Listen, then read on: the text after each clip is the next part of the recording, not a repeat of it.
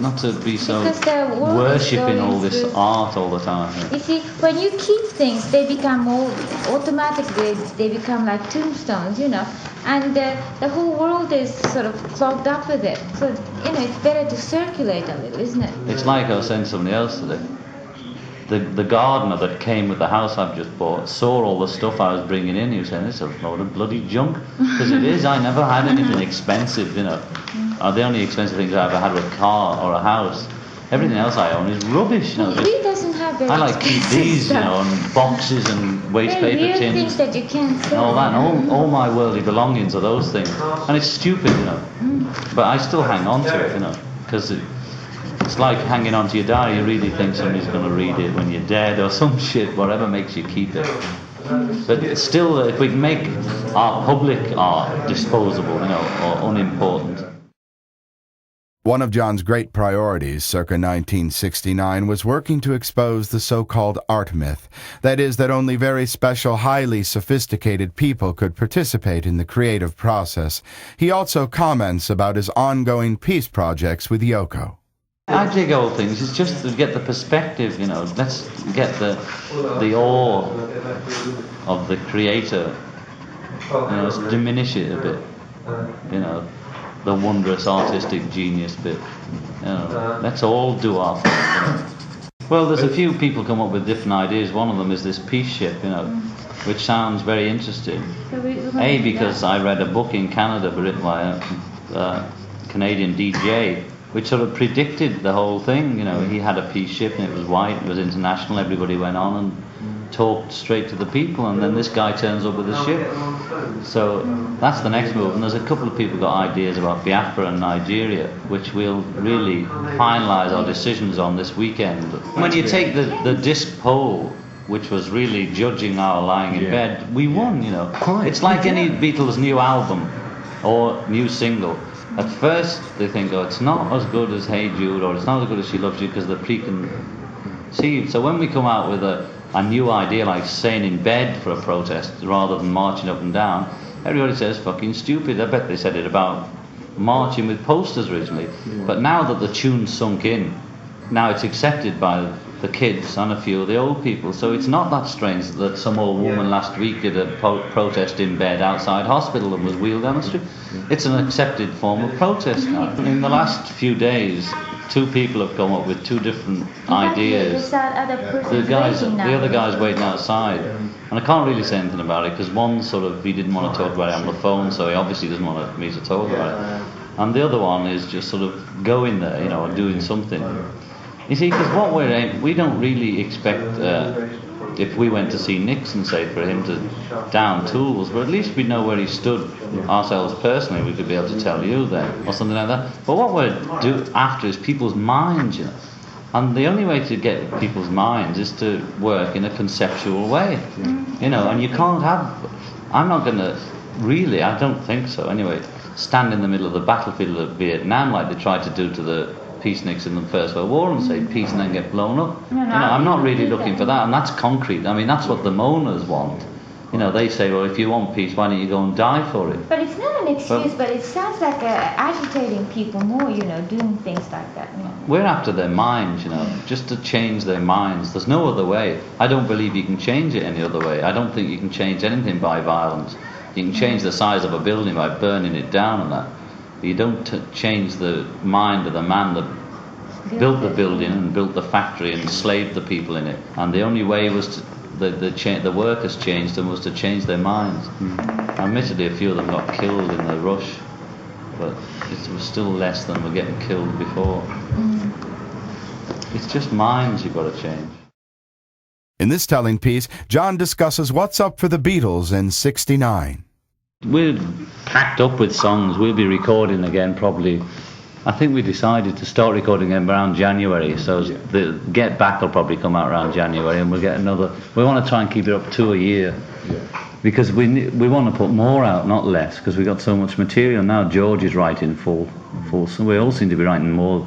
There's just no room on an album anymore, and we can't do double albums every time. It takes so long, But it's just a matter of, that's the problem now, is where to put it all, you know. And see, half the songs are the kind of things that somebody else wouldn't have a hit with it, only we could really make something out of it, you know.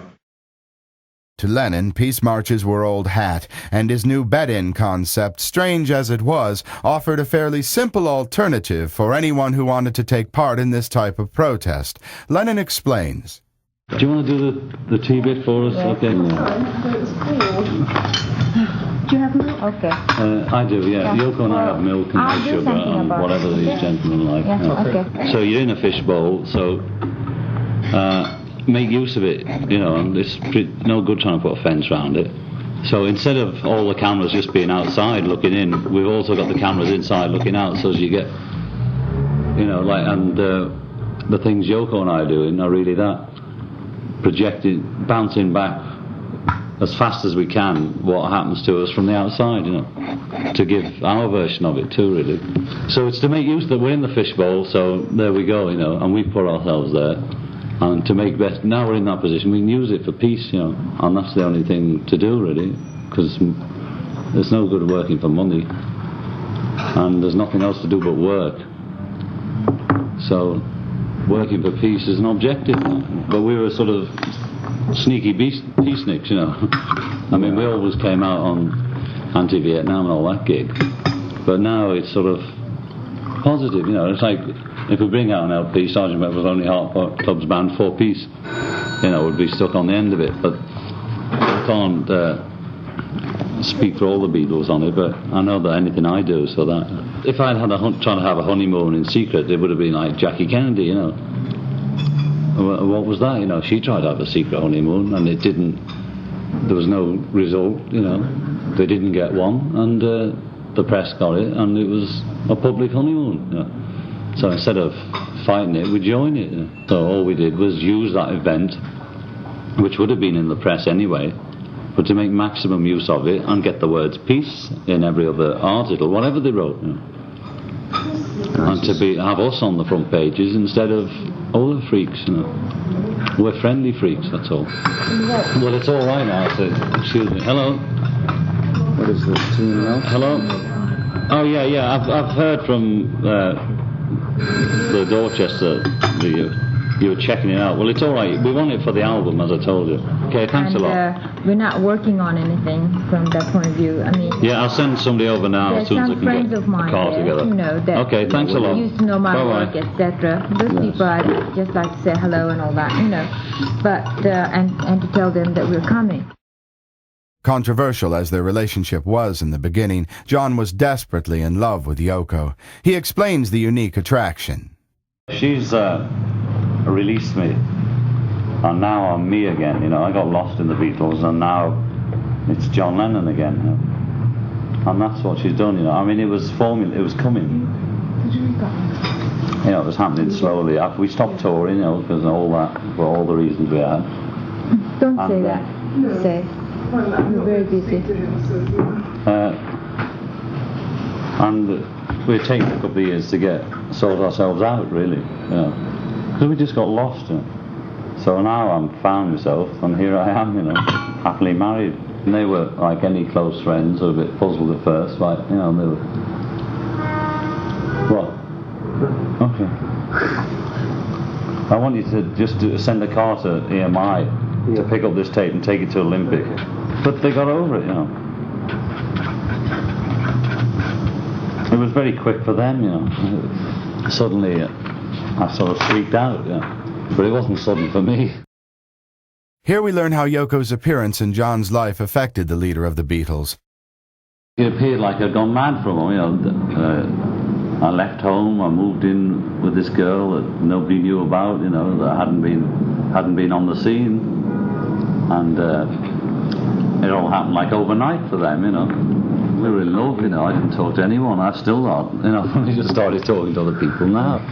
So we just talked to each other, you know.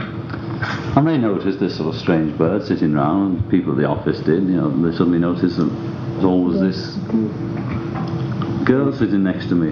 You better tell me who it in your mind. They won't know. Oh yeah, Mr. McGoffin or something. McGoffin, yeah. And EMI, where? Which building? The recording place, Mr.